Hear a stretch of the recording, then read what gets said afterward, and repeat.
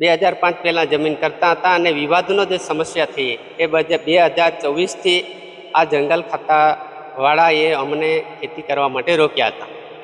અમારે નવી વસાહત જોડે કે અમે સાગબારા અને ઉમરપાડા એ અમારું હતું જ નહીં અને એ વિવાદ જ નહીં હતો સાહેબ. અમારે તે વખતે કંઈ જાતનો વિવાદ નહીં હતો. અમે એકબીજાથી હળીમળીને સંપીને બે તરફના ખેતી કરતા હતા. એ અમારા જ ભાઈઓ છે અને અમે પણ આદિવાસી છે, એ પણ આદિવાસી છે.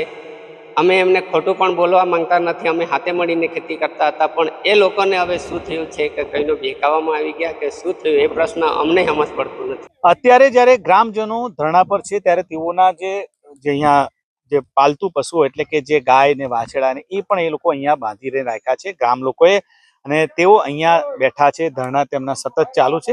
ત્યારે આપણી સાથે એક યુવાન છે જે સમગ્ર મામલે વાતચીત કરશે. શું નામ તમારું? હીરાલાલભાઈ વસાવા. હીરાલાલભાઈ વસાવા, કયા ગામના છો? પાડી. પાડી.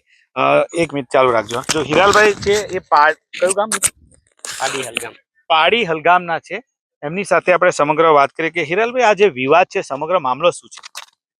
આ વિવાદ અમે 2005 કાયદા બન્યો એ કાયદાના અનુસંધાને અમે 2005 પહેલાની જમીન ખેડતા હતા.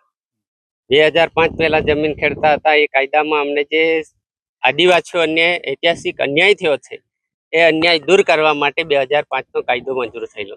એ કાયદાની અંતર્ગત અમે 2005 પહેલા જમીન કરતા જ હતા અને કાયદો આવ્યા બાદ અમને જે ફોર્મ સરકાર શ્રી તરફથી જે મળ્યા એ અમે ફોર્મ ભરી અને ટ્રાઇબલમાં આપી દીધા છે.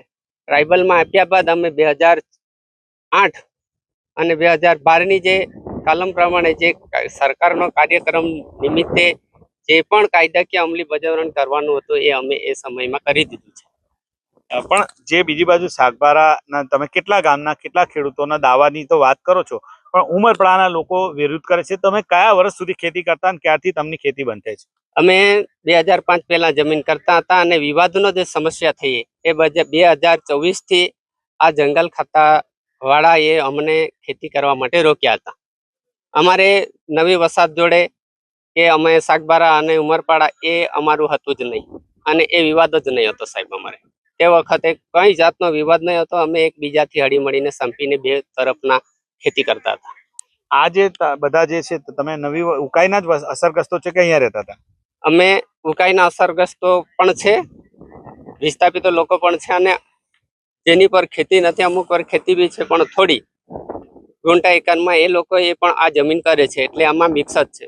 તમે બધા મિક્સ છો. સામે જે ઉમરપાડાના લોકો વિરોધ કરે છે એ લોકોને વિરોધ કરે છે એમને કઈ કેવું છે?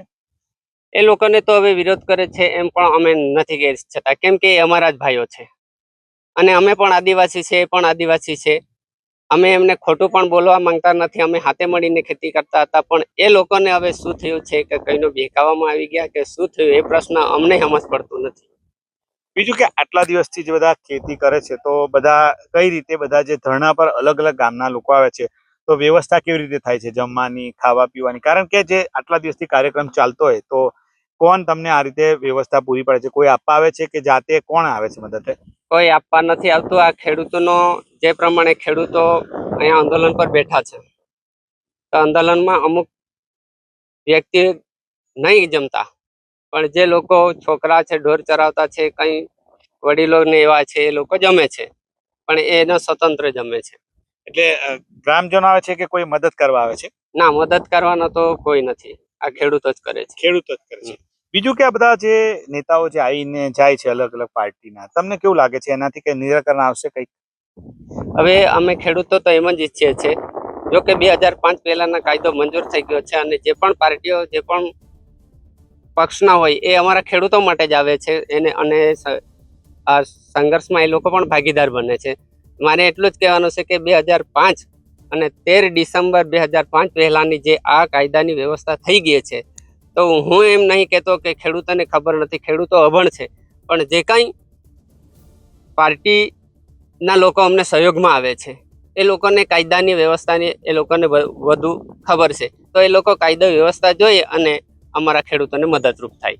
તમને મદદરૂપ થવા તૈયાર જ છે. રાજકીય નેતાઓ એટલે આવતા હોય છે. મહારાષ્ટ્રના પણ હમણાં નેતાઓ આવ્યા હતા, તો શું લાગે છે તમને કે નિરાકરણ આવશે ખરું? હવે અમે ખેડૂતો તો આજ આશા રાખીને બેઠા છે કે વહેલી તકે જો નિરાકરણ આવી જતું હોય તો સારામાં સારું છે. એ જ મારે તો અપેક્ષા છે. બીજું કે આ જે જમીનના જે દાવા છે એની કેવી રીતે તમને દાવાની કેટલા જણના જે દાવાની પાવતીઓ મળેલી છે? કારણ કે પેલા લોકો જે ઉમરપડાના લોકો કહે છે કે આ તો ગેરકાયદેસર છે. હવે ગેરકાયદેસર તો નથી જ, કેમ કે અમે 2005 પહેલાના આ દવા સરકારે જે કાંઈ ફોર્મ આપ્યું એ અમે ખેડૂતે ઉપજાવ્યું નથી. એ સરકારશ્રીમાંથી અમને જે ફોર્મ મળ્યા અને એ ફોર્મ પ્રમાણે અમે દાવા અરજીઓ કરેલી છે અને આ દાવા અરજીઓ અમે માંડવી ટ્રાઇબલમાં જમા કરેલી છે. બીજું કે જે ખેડૂતો છે તમે જે આ ગામના કેટલા અંદાજિત ખેડૂતો કેટલા પરિવાર છે ને કઈ કઈ ખેતી તમે કરતા હતા જે અત્યારે બંધ છે? અમે હવે આ 1200 થી ઉપરના ખેડૂતો આ ખેતી કરે છે, જેમાં અમે મકાઈ, તુવેર, જુવાર, કપાસ એવું બનાવીએ છીએ. પિયત છે કે વરસાદી? વરસાદી પીક ઉપરથી જ અમે આધારિત છે. અત્યારે તો હાલમાં પિયત નથી. અત્યારે જે આ વખતની હવે સિઝન તો સમજો કે ઓગસ્ટ મહિનો છે તો આ વખતે વાવેતર કર્યું છે કે નથી કર્યું બાકી છે?